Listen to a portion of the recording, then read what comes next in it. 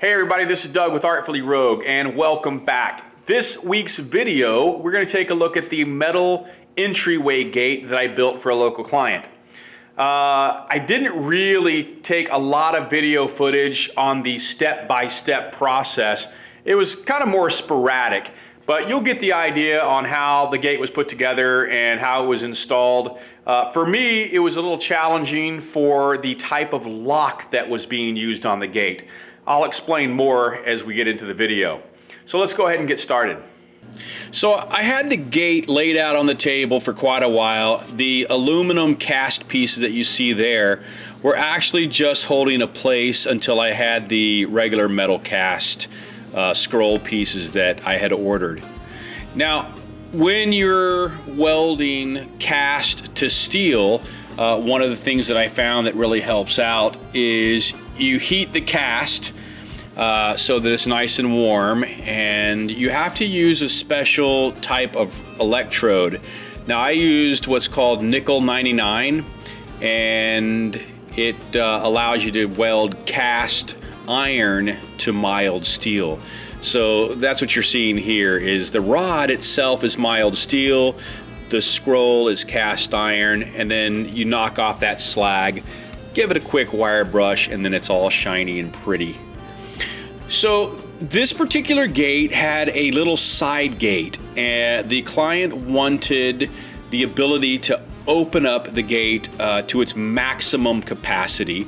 So I had to create a locking mechanism that would allow this little gate to lock so that when the big gate closed, that it wasn't real wobbly. And so this is going to be kind of a I guess you could say it's a down rod and an up rod that lock into the framework.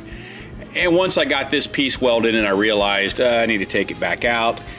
I have to drill some holes and actually make a slot in this 1.5 inch square stock so that the tabs that I make will actually have a place to slide in and out, and you'll see that here in just a second.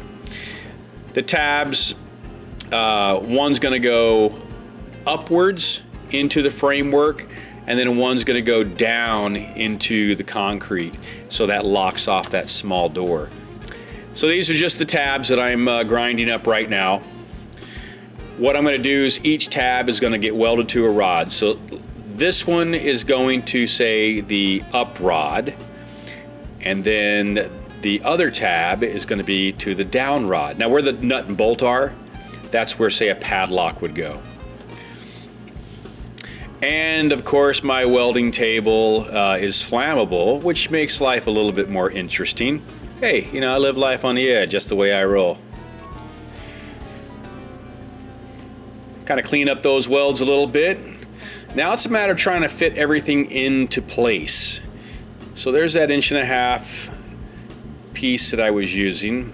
That solid rod goes into the tube, and that is going into the down rod, and that will then lock into the concrete, as I had mentioned. Now when I had cut that small gate, because I had welded it as a frame, it wanted to bow in, and so that's where you see that little piece of square stock. It's holding it out in place.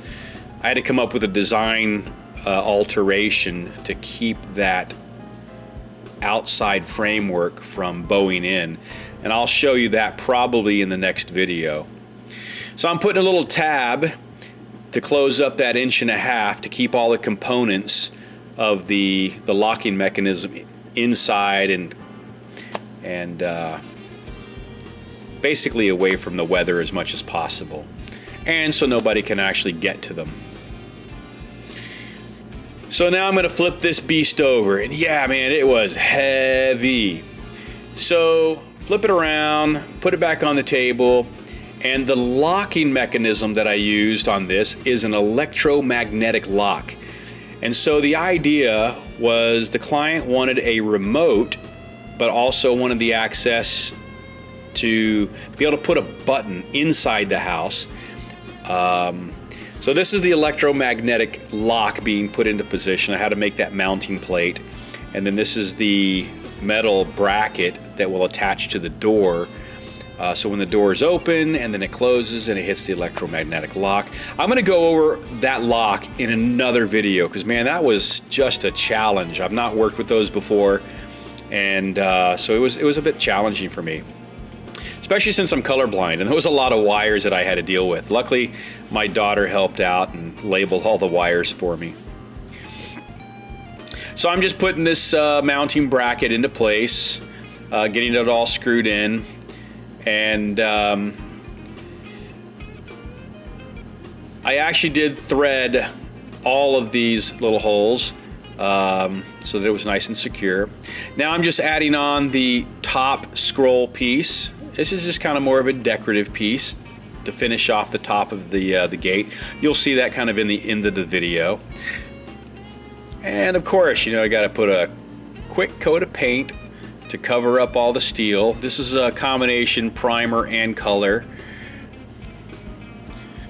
And I put the framework in first, mounting to the house, which I'm doing right now, and then the garage is behind me. Lags went straight into the house, which is nice and easy, but I had to put a plate between the wall and the bracket behind me because there was no stud there. So now I propped up the gate and was able to hinge that and get that on and operating.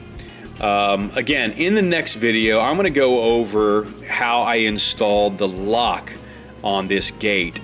It was a bit tricky. The back door is back behind me down the hallway there.